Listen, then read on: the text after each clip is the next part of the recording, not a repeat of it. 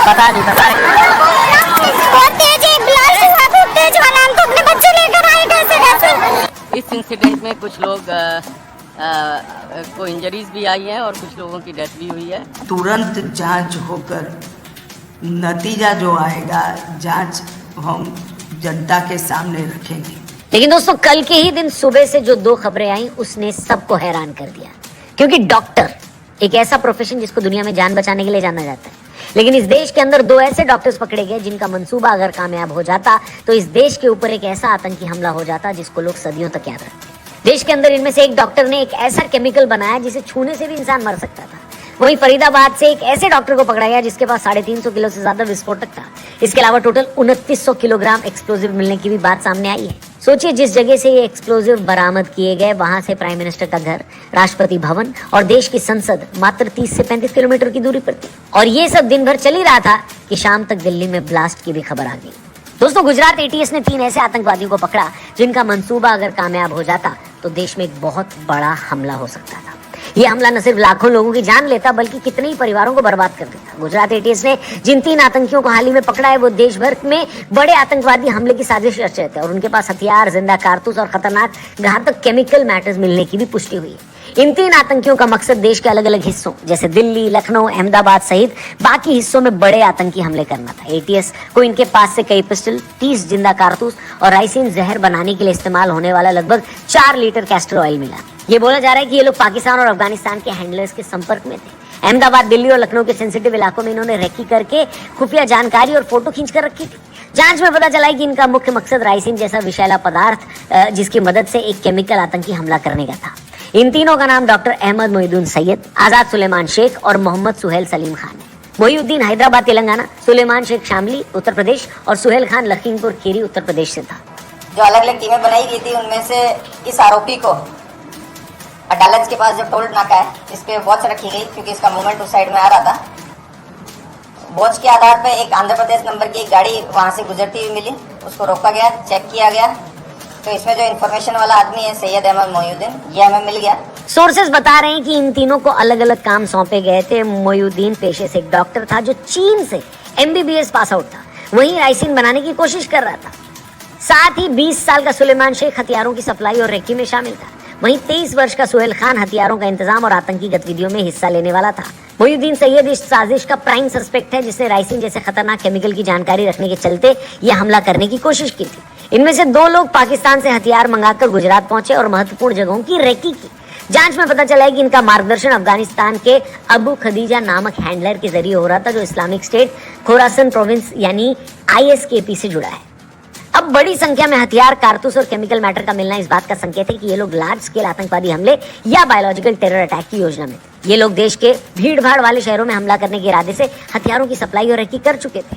उनके पास से मिले केमिकल से ये भी क्लियर था कि वो ट्रेडिशनल और ऑर्गेनिक दोनों स्तर पर आतंकी हमलों की तैयारी में थे। जांच की गहराई में जाने से पता चला है कि पुलिस और एटीएस ने लगभग 1 साल तक इन संदिग्ध मॉड्यूल्स पर नजर रखी।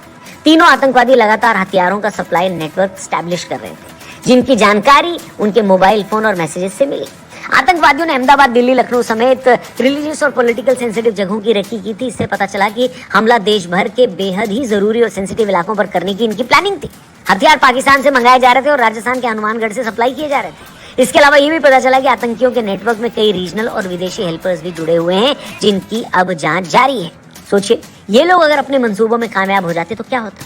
जिस राइसिन जैसे पावरफुल ऑर्गेनिक जहर का इस्तेमाल प्रयोग करके ये सार्वजनिक या धार्मिक स्थल पर हमला करने की तैयारी में थे, वहां कई सौ या हजारों लोगों की जाने जा सकती थी। ये एक लार्ज स्केल मास कैजुअलिटी टेरर अटैक होता। जानकारों का कहना है कि इनका निशाना किसी मंदिर या ऐसे इलाके में था जहां ज्यादा से ज्यादा भीड़ हो और नुकसान उतना ही ज्यादा हो। तो दोस्तों, एक तरफ जहां ये खुलासा हो रहा था, वहीं फरीदाबाद में भी एक ऐसा केस सामने आया जिसने सबके होश उड़ा दिए। Meanwhile, India's security forces busted a terror cell today. They seized nearly 3 tons of explosive material, which is enough to wipe out entire neighborhood blocks. Recoveries in Delhi terror bust. A Chinese pistol with a magazine has been retrieved. 2,900 kilograms of IED making material found by the police. Space information coming in. Doctors in interrogation have revealed that they were chosen for the task because nobody would have suspected doctors as far as the region is concerned. Kashmir police ने फरीदाबाद, हरियाणा के पास 350 kilogram से ज्यादा ammonium nitrate विस्फोटक और 2 assault राइफलें बरामद की। इन्हें बरामद करने के कुछ दिन पहले उत्तर प्रदेश के सहारनपुर से डॉक्टर आदिल अहमद रदर को गिरफ्तार किया गया था, जो श्रीनगर में JEM यानी जैश ए मोहम्मद के पोस्टर चिपकाने के आरोप में था। डॉक्टर आदिल अहमद रदर की पूछताछ के दौरान मिली जानकारी के आधार पर पुलिस ने फरीदाबाद में विस्फोटक और हथियारों का जखीरा खोज निकाला। यहाँ विस्फोटक और हथियार दूसरे डॉक्टर मुजाहिल शकील के पास रखे गए थे, जो पुलवामा, जम्मू कश्मीर का रहने वाला है और फरीदाबाद के एक हॉस्पिटल में काम कर रहा है। फरीदाबाद के पुलिस कमिश्नर ने बताया कि विस्फोटकों के साथ टाइमर भी बरामद हुए। बरामद असॉल्ट राइफलें बेहद खतरनाक थी। डॉक्टर आदिल अहमद रदर पहले गवर्नमेंट मेडिकल कॉलेज अनंतनाग में काम करता था। वहां पर भी उसके लॉकर से असॉल्ट राइफल बरामद हुई थी।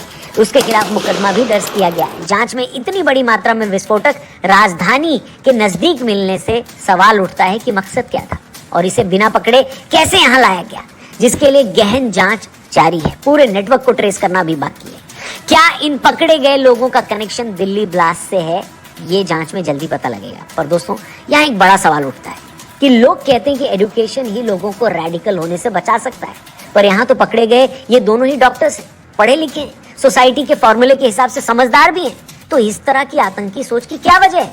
ये घटना हमें सोचने पर मजबूर करती है कि सिर्फ एजुकेशन ही इंसान को अच्छा नहीं बना सकती। असल में पढ़ाई दिमाग को तेज तो बनाती है, लेकिन अगर दिल और सोच में जहर भर जाए या किसी गलत आइडियोलॉजी का असर हो जाए तो वही तेज दिमाग गलत दिशा में भी जा सकता है। वो सही गलत की समझ खो देता है।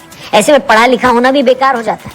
ये वही जहर है जो धीरे धीरे इंसान की सोच को खा जाता है, इंसान को इतना अंधा बना देता है कि उसे अपने काम, अपने देश या अपनी इंसानियत की कोई परवाह नहीं रहती। वो सिर्फ लोगों को इतने बड़े पैमाने पर मारने का ख्याल सिर्फ अपने मन में नहीं लाता, बल्कि उसकी प्लानिंग, एग्जीक्यूशन सब कुछ कर भी देता है। ये कैसी सोच है दोस्तों? अगर आपके पास इसका कोई जवाब है तो कमेंट करके जरूर बताना दोस्तों। बाकी चलते चलते एक थ्योरी जो निकल कर सामने आ रही है, जांच में हालांकि पता चलेगा सच क्या है झूठ क्या है, लेकिन जो डॉट्स कनेक्ट हो रहे हैं वो ये कहा जा रहा है कि Hyundai i20 जिसमें ये ब्लास्ट हुआ है दिल्ली में लाल किले के सामने, उसका ओरिजिनल ओनर था मोहम्मद सलमान, लेकिन उसने इस कार को नदीम को बेच दिया। बाद में नदीम ने भी ये कार एक डीलर को बेच दी जो फरीदाबाद का था, और एंड में इस कार को खरीदा तारिक ने। तारिक जो फरीदाबाद में तो रहता था लेकिन ओरिजिनली पुलवामा का था। सोचिए, डॉक्टर मुजम्मिल शकील जिसके यहाँ से लगभग 3000 किलो की आईडी मेकिंग मटेरियल सीज की गई, यानी वो विस्फोटक बरामद किया गया, वो भी फरीदाबाद में रहता था, लेकिन वो भी ओरिजिनली पुलवामा यानी कश्मीर का था। यानी ये आपस में सारी चीजें जुड़ती हुई दिखाई तो दे रही हैं। हालांकि जांच एजेंसियां जब जांच करेंगी तो सही तार कहां से किससे जुड़ रहा है वो हमें जरूर बताएंगी, लेकिन लगता ये है कि तारिक पैनिक कर गया क्योंकि डॉक्टर मुजम्मिल पकड़ा गया और इसीलिए जल्दबाजी में लाल किले के सामने ये हमला किया गया। तो ये एक चीज है, ये डॉट्स है जो लोग कनेक्ट करने की कोशिश कर रहे हैं। पर हम आपसे रिक्वेस्ट करना चाहते हैं कि प्लीज अपनी आंख, नाक, कान खुले रखें। अगल बगल में किसी पे भी आपको डाउट है, प्लीज पुलिस को इन्फॉर्म करें। कोई भी चीज, कोई भी अफवाह फैलाएं मत, कोई भी ऐसी इन्फॉर्मेशन सोशल मीडिया पे शेयर न करें जिससे जांच में बाधा हो। अपना और अपनी फैमिली का ख्याल रखें। जल्दी मिलते हैं। जय हिंद।